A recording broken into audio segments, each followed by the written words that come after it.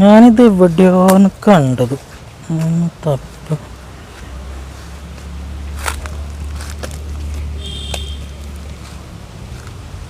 ആ കിട്ടി. കുറച്ചധികം ഉണ്ട്. അപ്പം എന്തായാലും ഇന്ന് ഇവനാണ് താരം.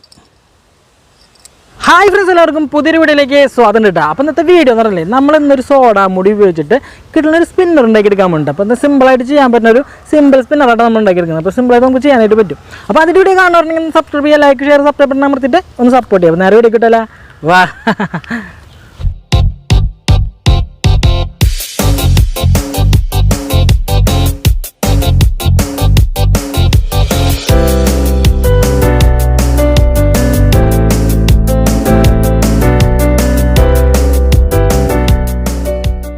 അപ്പോൾ ശരിക്കും നമ്മളുടെ സോഡാമുടി ഒരെണ്ണം കിട്ടിയിട്ടുണ്ട് കേട്ടോ. കണ്ട പറഞ്ഞല്ല കുറച്ച് കിട്ടിയിട്ടുണ്ട്. നമ്മൾ ഇവനൊന്ന് അടിച്ച് പരത്തും. അപ്പോൾ ഇതുപോലത്തെ ചിറ്റ് എടുത്തിട്ട് നമുക്കൊന്ന് ഈ സൈഡൊക്കെ ഒന്ന് അടിച്ച് നമുക്കൊന്ന് പരത്തിയെടുക്കാം കേട്ടോ.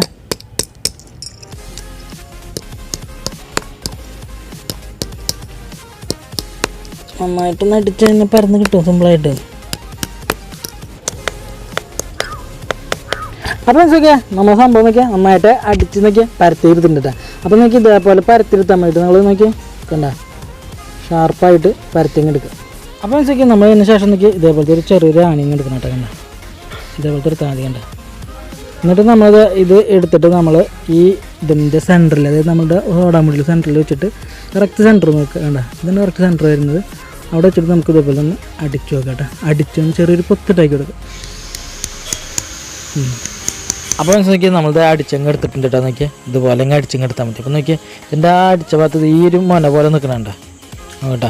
ഇതുപോലെ മൊന പോലെ നിൽക്കുന്നത് അതങ്ങനെ തന്നെ വെക്കണം കേട്ടോ. നമുക്ക് അടിച്ചിട്ട് അത് പരത്തി വെക്കേണ്ട, ഇതുപോലെ തന്നെ നിർത്തണം. ഇത്രയും ചെയ്താലേ നമ്മളെ സ്പിന്നർ നോക്കിയാൽ ഇവിടെ സെറ്റായി കഴിഞ്ഞിട്ടുണ്ട്. ഇനിയിപ്പോൾ വേണ്ടത് ലോഞ്ചർ തയ്യാറാക്കണം. അതിനിട്ട് ഇതേപോലത്തെ ഒരു റബ്ബർ ബാൻഡ് എടുക്കുക, ചെറുതെടുത്താലും മതി. അതിനൊക്കെ ഒരു കത്ര ഉപയോഗിച്ച് ഇതേപോലെ ഒന്ന് കട്ട് ചെയ്തെടുക്കുക.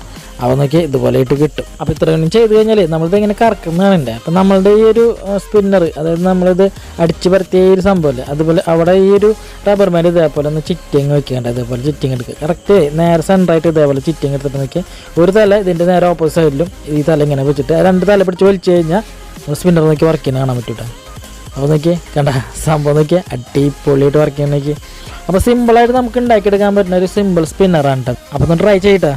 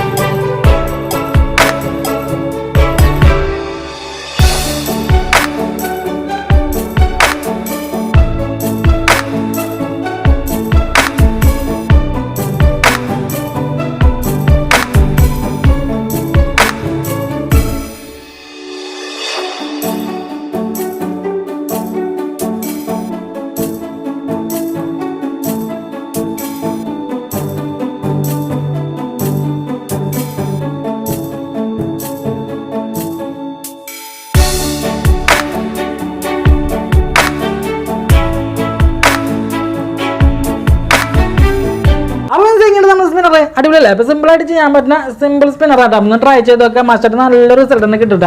അപ്പോൾ ഇതിന് വേണ്ടി ചെറിയ വീഡിയോ ഇഷ്ടപ്പെട്ടെങ്കിൽ ലൈക്ക് ചെയ്യുക, സബ്സ്ക്രൈബ് ചെയ്യുന്ന ബെല്ലിൽ ഓളുന്ന ഓപ്ഷൻ ഞാൻ മറക്കരുത്. നമ്മൾ ഞാൻ പുതിയ വീഡിയോകളൊക്കെ നിങ്ങൾക്ക് നോട്ടിഫിക്കേഷൻ കിട്ടുന്നതായിരിക്കണം. അപ്പോൾ അടുത്തൊരു വീഡിയോയിൽ കാണാം. അതുവരേക്കും ബൈ.